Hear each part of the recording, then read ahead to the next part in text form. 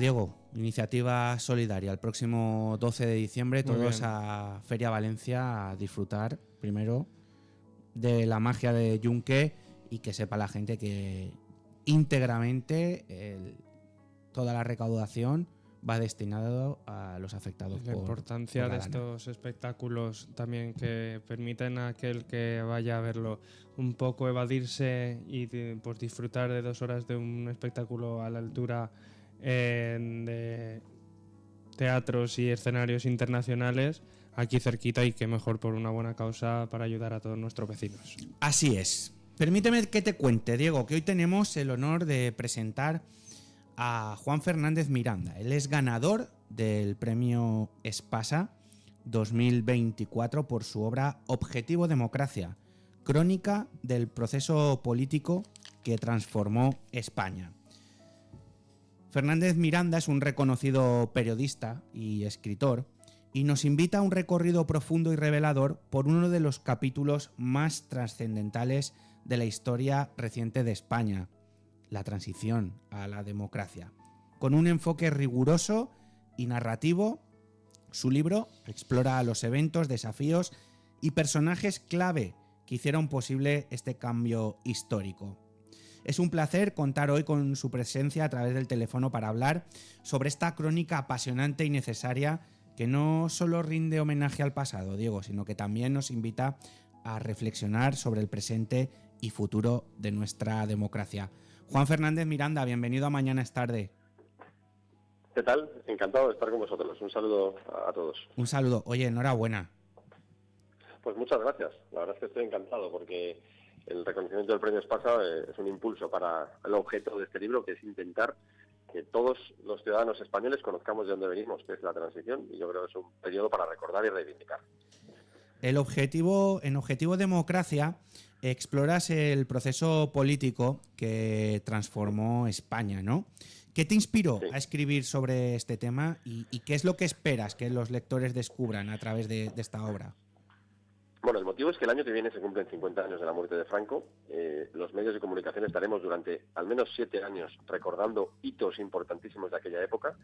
50 años de la muerte de Franco, 50 años de la proclamación de Juan Carlos, de la reforma política, de la legalización del PCE, en fin, de tantas cosas, de la Constitución, de los estatutos de autonomía, hasta la victoria de Felipe González, que es, digamos, la constatación práctica de que el proceso de transición fue un éxito, ¿no? La izquierda gobierna, elegida por el pueblo, en un país 7 años después de la muerte de Franco. Por lo tanto, vamos a estar tanto tiempo hablando de esto que pensé, hace falta hacer un libro desde mi generación, que es la generación que ya nació en democracia, yo nací en el 79, reivindicando aquello. Y yo soy periodista y me lancé a hacer una crónica de hechos, que es la forma más implacable de desmontar muchos de los mantras que, sobre todo desde la extrema izquierda, se están lanzando contra la transición.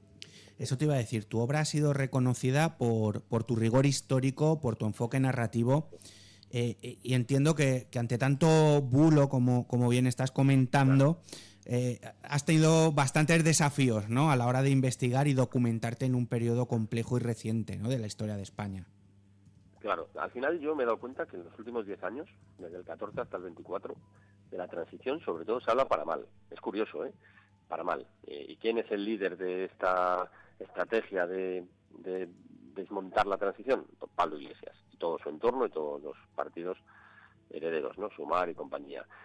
¿Por qué? Porque no les gusta la democracia liberal, que surgió de la transición. Es un ataque a la democracia liberal. La transición, digamos, es la excusa.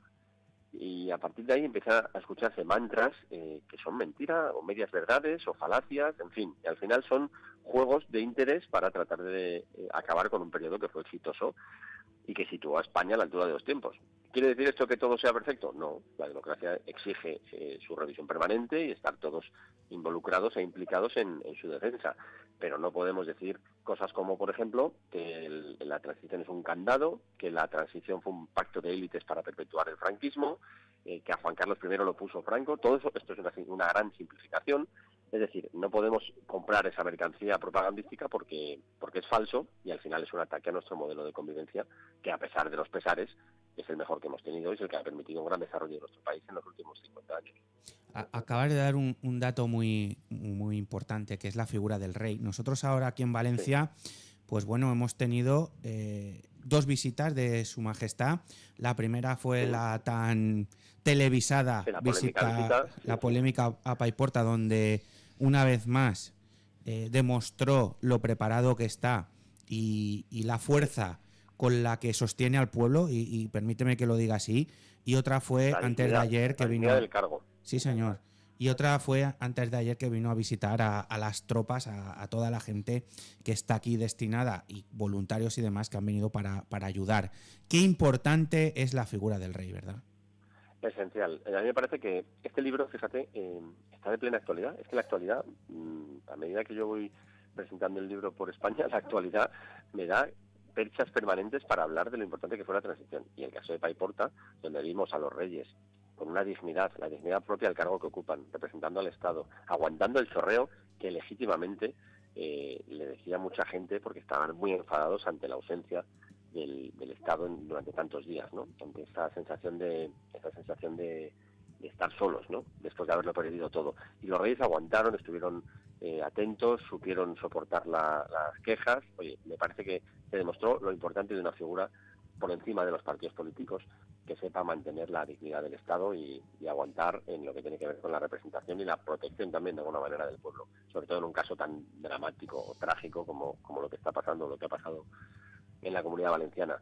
Y claro, al final es que conviene reivindicar la figura del rey Juan Carlos, porque es verdad que él ha cometido errores y los hemos criticado legítimamente, porque somos ciudadanos críticos y cuando vemos cosas que no nos gustan las criticamos, pero esto no puede ser una excusa para tapar el papel que hizo el rey Juan Carlos en la transición, que fue el papel de un estadista de primer nivel que supo por primera vez en décadas que los españoles nos miráramos a la cara y dijéramos vamos a convivir juntos, ¿no? Y eso yo creo que es una reivindicación que hay que hacer y que es justa. Y esto no quiere decir que vayamos a permitir otras cosas que no lo sean, ¿no? Que no sean ejemplares. Es decir, al final, desde una perspectiva de opinión pública y de ciudadano crítico, hay que ser justo, ya tenemos 50 años de experiencia desde la transición, dentro de un año, hay perspectiva para hacer un análisis justo de lo que sucedió entonces. Sí, Juan, buenos días. Mi nombre es Diego y encantado de tenerte unos minutos con nosotros en nuestro programa. El placer es mío, Diego. Yo, por ejemplo, llevo 2 años ejerciendo desde que me titulé en periodismo y me gustaría también pues que nos contaras cómo puede servir este libro que trata un hecho histórico en nuestra nación, como bien has comentado, para que los nuevos jóvenes pongan en valor el proceso tan clave que fue esto para llegar a nuestros días, y también supongo porque muchas veces las opiniones que se dan ahora en estos tiempos carecen de documentación o de contextualización de lo que ha pasado anteriormente, y por qué es tan importante volver a esos tiempos y escribir sobre la verdad y sobre lo que ocurrió. Claro. Vamos a ver, yo creo que este libro tiene 3 tipos de lectores. Por un lado están las personas que hoy tienen 80, 90 años, que vivieron la transición y ya eran personas adultas en aquella época, digamos, cada uno en su posición hicieron la transición. Y luego están los de 60, más o menos, 55, 60, 65, que eran jóvenes, por lo tanto lo recuerdan, pero lo recuerdan como un episodio que no protagonizaron ellos, pero bueno, esa España en camino de la libertad. Y luego está 20 millones de españoles que me incluyo, nacido ya después de las primeras elecciones. 20 millones. Esas generaciones, que son 2, básicamente, tienen, yo creo que el deber de conocer la transición, porque tenemos que conocer de dónde venimos para saber a dónde vamos. ¿De dónde venimos? Venimos de un proceso político vertiginoso. El libro aborda los 19 meses que van de la muerte de Franco a las primeras elecciones, que es cuando el pueblo vota.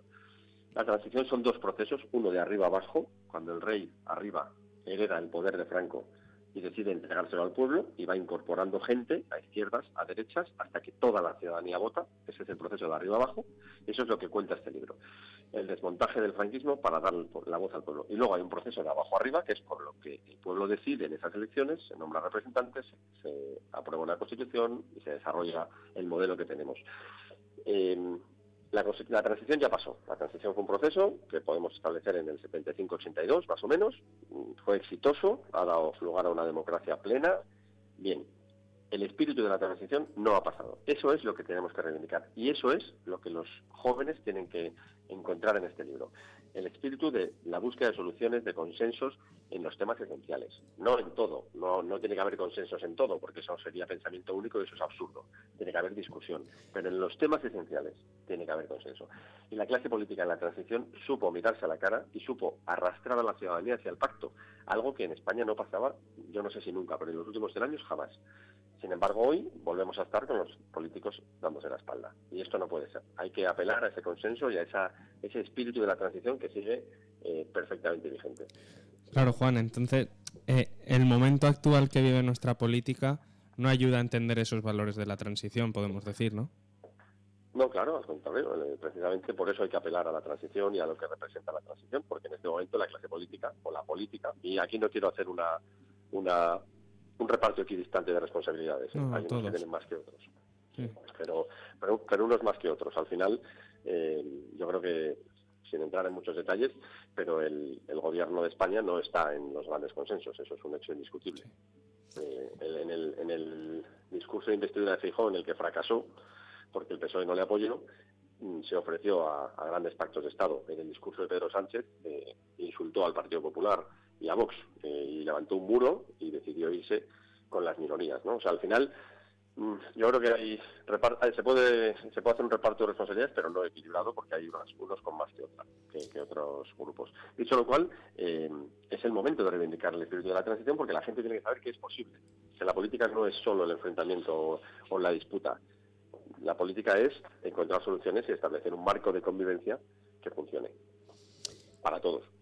Juan, para finalizar y tocando también un poquito la actualidad, cuando oyes que Irene Montero, Pablo Iglesias están intentando volver otra vez al ojo del huracán y del panorama político en primera persona, da un poco de miedo, ¿verdad?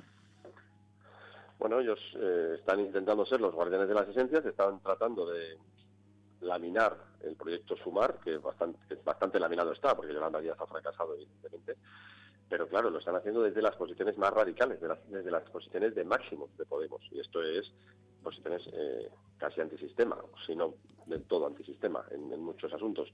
Por lo tanto, yo creo que este libro es precisamente un antídoto en lo que tiene que ver con la historia reciente de los discursos de Podemos. Es exactamente lo contrario de lo que ellos sostienen, que es bueno, pues esas frases que comentaba al principio de candado de la transición, el pacto de élites y todo esto, que es una milonga que no se la cree nadie. Pero bueno, por si acaso, este libro viene a ocupar ese espacio y a dar argumentos, sobre todo a las nuevas generaciones, para que sepan defender la democracia, porque hace falta. La democracia no se sostiene sola, hay que defenderla.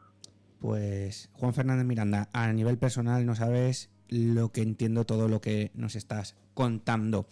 En este caso, si queréis indagar en la verdad y profundizar un poquito y recordar unos y descubrir otros, un pasaje de la historia de España fundamental, Objetivo Democracia, crónica del proceso político que transformó España, Premio Espasa 2024, escrito por Juan Fernández Miranda, que hemos tenido hoy en Mañana es Tarde. Muchísimas gracias por haber estado con nosotros y mucho ánimo y mucha fuerza. Igualmente, muchísimas gracias para todos. Un abrazo. Bueno, pues el relato de los 19 meses que cambiaron la historia de España, Diego, los que transcurren desde el 20 de noviembre del 75 y el 15 de junio del 77. Obra recomendada.